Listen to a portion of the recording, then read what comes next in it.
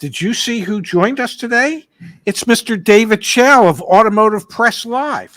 And I don't have much to ask David today other than, David, what the hell is going on? I'm asking the same question these days. It's crazy out there.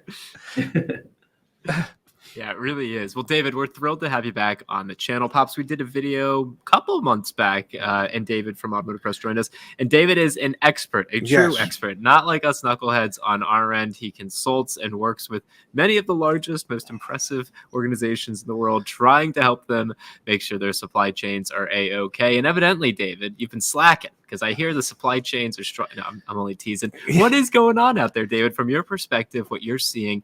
Obviously, we're talking a lot about chip shortage, new car shortage. What are you seeing from your end? What's going on in the industry? In terms of supply chain, it's getting more complicated because it's not just about the semiconductors anymore. Now it's the raw materials, everything from neon to palladium to whatever have you. And all of my my friends or my network in the auto industry, not the PR people, but the people who are actually working within the industry, are telling me it's like trying to predict the weather these days, 6 months in advance. Now, certain things have gotten better for sure. Like the semiconductor situation has improved, not dramatically, but it's definitely better. And with new chip factories coming on board very shortly, both in the US and Asia, I think the chip shortage is definitely getting better. In fact, the PC and laptop sales are declining for the first time. And so there's less demand for that. And for the first time, even Intel is going to have a hiring freeze for anyone in the chip industry for laptop and desktop areas. So that's so one side is diminishing in terms of demand. So that's helpful. But the semiconductor chip shortages is still relevant in the auto industry. But with conflict in Europe, the bigger problem now is raw materials. So everything from, I mentioned palladium, to some other just simple stuff like the wire harnesses from Ukraine. Those have now become more of the more serious issues. And what car companies don't tell you is that they buy a lot of stuff from Russia. And it's not openly talked about, but there's lots of small suppliers in Russia that provides simple sub-assemblies and also some raw materials. And we can't get them. So I think that's actually becoming a bigger issue. So some of the engineers I've been speaking to said, David, actually the worst is over in terms of chip shortages.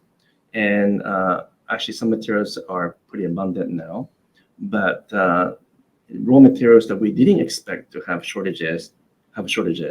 So we can't get them. And so that's what causing additional headache. And so if you recall in the last video that we did with you guys, and also in some of my videos, we predicted that by now things will improve dramatically because chip shortage would have not maybe ended, but would have been under control. But here we go. What is this? Almost July, and we still have shortages of cars, right? As you guys reported many times, and some car companies are still shipping cars without some components. Porsche shipping Porsche Macans without electric steering column, for example, or BMW shipping some stuff without touch panel, if you could believe that. And so these are still hampering and affecting consumers in general, and that will probably carry on, I think, for at least rest of the year. But there's a bit of an inside story to that I'll tell you in a minute. So I don't think the shortages in general are going to get much better, but the chip shortage has gotten better. So it comes down to the stabilization in Europe in terms of the Ukraine and Russia conflict. If that somehow stabilizes and no additional conflicts happens somewhere else in the world, I still think end of this year, things are looking more hopeful. Certainly by spring of next year, the problems won't be over, but I think it'll be dramatically be improved.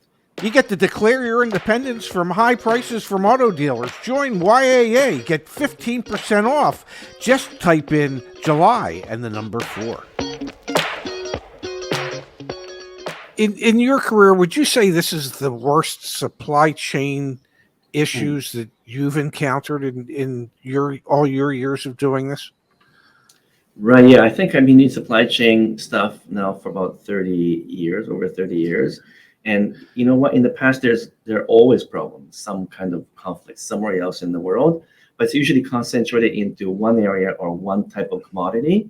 The problem with the current situation is multifaceted, coming from different angles, different regions of the world, and it's happening quickly, unexpectedly. So absolutely is the most unpredictable supply chain issue that we've had. And who would have thought we would have conflict in Europe right after the semiconductor chip shortages? So that is unexpected, and car companies just couldn't move fast enough to cater to the loss of materials from Russia. So they just don't know. They don't know how to prepare when the future is so unpredictable. So yeah, it's been tough going for sure. But everyone I've spoken to said they're hopeful. They're feeling hope, I should say, in the sense that they're being able to control and manage the shortages better, and they're predicting more accurately what's happening out there. So I think it's getting better, at least, not worse. Now, one of the things that we've seen, and David, don't you think we're going to forget about that inside story? You mentioned it, it's in my mind. We're bringing it up. One of the things that we're starting to see, both from talking to our friends who are still in the industry, and more importantly, just looking at data sources like 4eyes.io has great data on new car inventory levels broken down by week. And we've been looking at the data, and it looks like BMW, for example, over the past few months, their inventory levels for new cars have skyrocketed up 20, 30, 40%. And then you look at other companies like Toyota, who unfortunately the news headlines are not pretty, and even some other more what I'll call economical vehicles. Have you seen disparities in the folks that you're talking to, or from your perspective? Is that simply a function of people have just maybe gone further away from just in time, so they have more materials, or how is this happening, I guess, is my question. Mhm. So in general, European manufacturers carry more inventory than Japanese, especially compared to Toyota. So Toyota really only has about 2 hours of inventory within each of the factories, even the US factories. Wow. And sometime 90 minutes, right? That's in the past. Now it's a little bit more, but Europeans tend to have a lot more. It's sometime not much more than 4 or 5 hours usually, but sometime a day worth. But these days, it could be several days because they don't know when the next materials will arrive. BMW, Mercedes, and Audi are about the same. Audi is a little bit more conflicted because it has so many different brands under its wing, which conflict supply chain, right? The more models are introduced, the more variation you have, the more supply chain challenge you have because you have to buy and secure and negotiate for so many parts. BMW, being a little bit more vertically integrated, are able to manage its supply chain within in-house, I think, a little bit more effectively.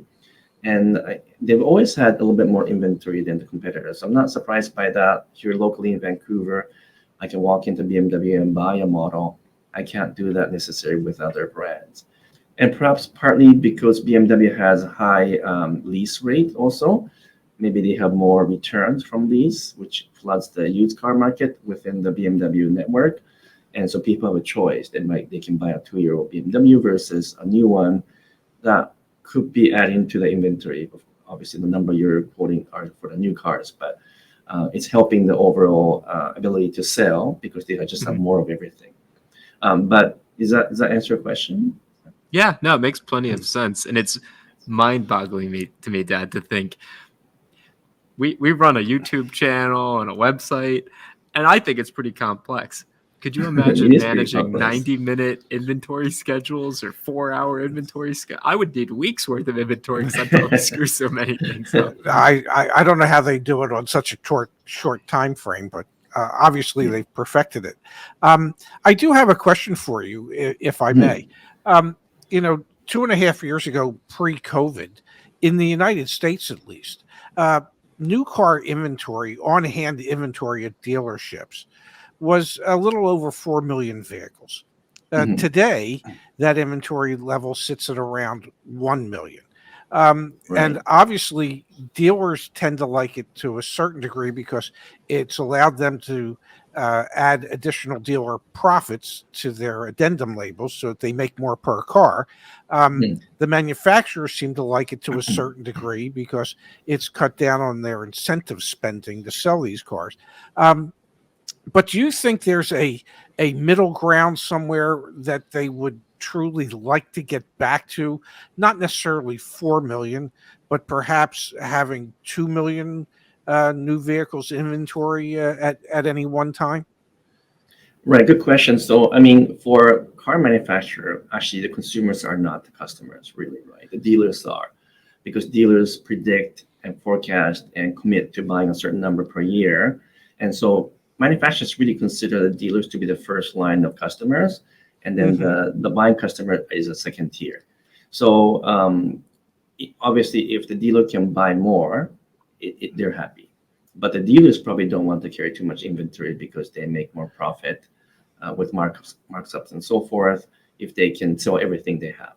So you have the kind of this bit of a conflicting situation where the manufacturer would still like to pump out as many as possible, and they like to always hit the sales records. So if the dealers will take it, they'll continue to sell when when the not the inventory, but the part shortage begin to ease up.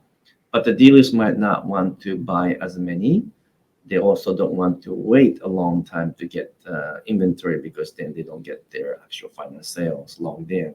So I don't know what the numbers might be. I think eventually it'll go back to around 3 million, maybe not the 4 that we had in the long run. But manufacturers going to push as many cars as they can. That's their job, is to just pump out the volume if they can. So for someone like Toyota, who is still the largest car company in the world, to have to continuously cut production, as you've seen last few months, even recently, that is super painful. For them to go through that, oh my goodness, I can't imagine the management's mindset going through that, because that's the last thing you want to do as a car company, is to cut production. Because not only do you have to keep the people employed, they're still paid, but their vendors and their vendors, so tier 1, tier 2, and tier 3 suppliers, are still working, right, while we cut the production out. So it's kind of, it's kind of worst case scenario. So it's kind of a worst case scenario. So they're going to keep on pumping out. So who knows what the volume might be? But I would suspect you'll definitely creep up toward 3 million in the next, maybe not the next 12 months, but certainly over the next couple of years. Very cool. All right, I've got a question for you, David. Then I'm coming back. I want the inside story. I rarely, I don't have that many friends. I don't get that many inside stories. This is no. David, recently, I think it was even earlier this week that we were recording this. Dad, was it JD Power or who put out the quality report? Was that JD? It was JD Power. JD Power came out with their quality report, and we saw more. Yeah. Yep. And we saw more incidents per vehicle in this report than the prior year by a significant margin. Do you think that, and it was also interesting when broken down by powertrain, there's more incidents per vehicles when you look at plug-in hybrids and electric vehicles, so newer models or whole new platforms that are being built. Are you seeing that as a reflection of what's happening in the supply chain, that maybe things are trying to be pushed out a little more quickly or not fully completed, things along those lines?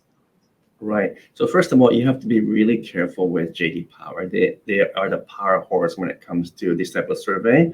But several years ago, they changed the metrics. So in the old days, IQS, which stands for Initial Quality Survey, for the first 90 days of ownership, was truly measuring defects. So, you try to turn the radio on, it doesn't come on. You try to open the door and the power lock doesn't work. Those were measured as defects per car, per 100 cars, actually. But since several years ago, they changed the metric to include things that are design flaw. So you try to pair your Bluetooth phone, it doesn't seem to work. It might be your fault, but because the system is cumbersome, you couldn't pair your phone, it's logged in as a defect. Wow. Or you're walking and the seat is not comfortable, you think it's not quite right, it doesn't feel right, the lumbar support doesn't work, it doesn't feel right for you, and it's logged as a defect. They're including design flaws or anything that does not satisfy the customer within what they call the problems per 100 cars. So let's say one of the brand has two problems per 100 cars, right? That 2 problems could be, one, the customer had a hard time logging into the Bluetooth, and second, the Apple CarPlay wasn't, or they couldn't make it work. The original car could be functionally 100% correct and defect-free. So the reason why the electric cars in that particular survey has much higher incident is because there's a lot more things to figure out, whether it's a charging station or trying to figure out how much battery is left or range is left. They can't figure things out. And through no fault of a car companies, other than maybe it's not super user friendly, it's logged in as an error or problem. So so even the rating, because I know if you look at Toyota, it went way down the rank this year, and at the very top is the Buick, right?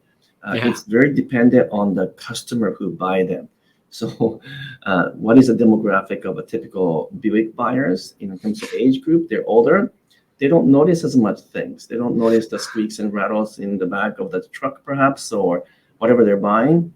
Whereas the younger generation, is what I call the zero tolerance group. They're more picky. They're finicky about little things. They're good with their phones, and so you can tell the older demographic brands rank higher typically in JD Power than newer brands. And then on the same token, any cars with additional technology, new features, new safety features are automatically ranked lower because the consumers can't figure out. So unfortunately, the JD Power survey is no longer as interesting because their measure for problem per 100 cars, I think, are not all that relevant to general consumers. They make a huge, and not anything against JD Power, but their business model is really to make sales working with the car companies.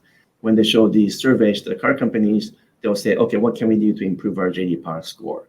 And they'll hire the JD Power consultants back to help them improve.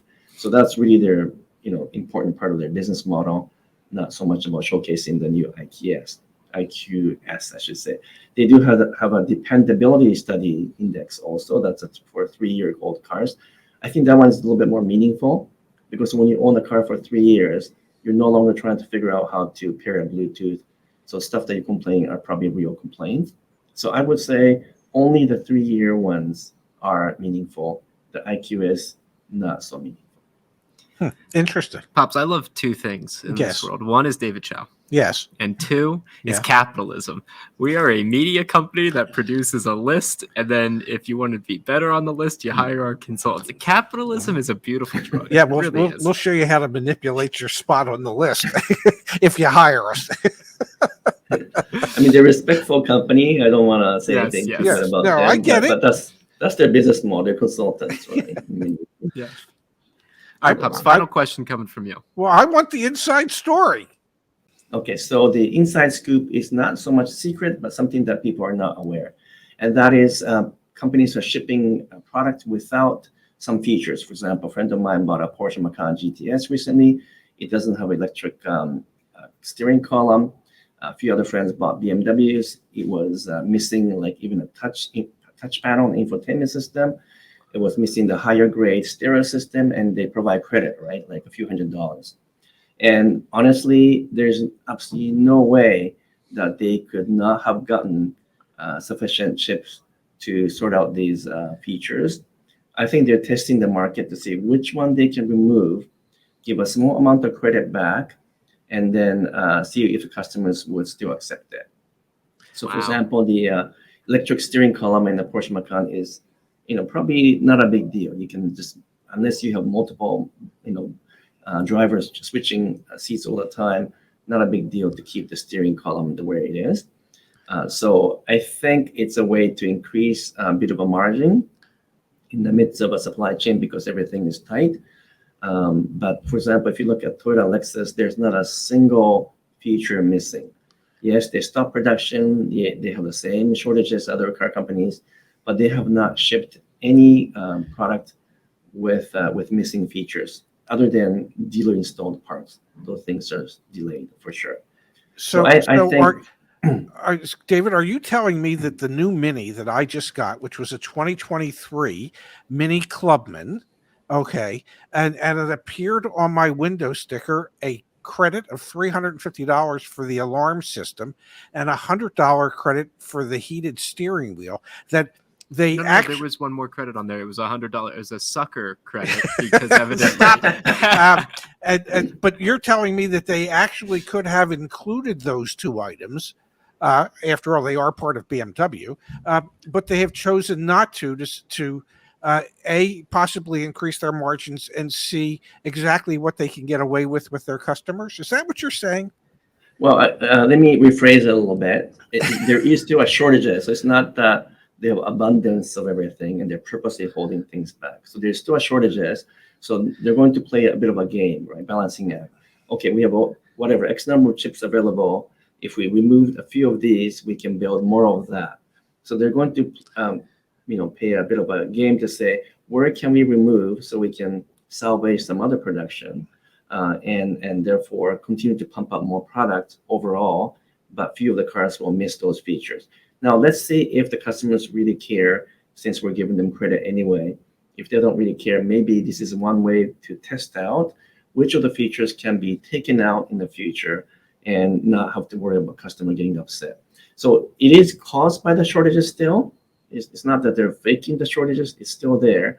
But I think using the shortages as a bit of an excuse, I think they're allowing some cars to be shipped without the features and giving a minimal credit, right? Because the credit is not a huge amount, and seeing if that would sort of mitigate the current risk involved in managing supply chain.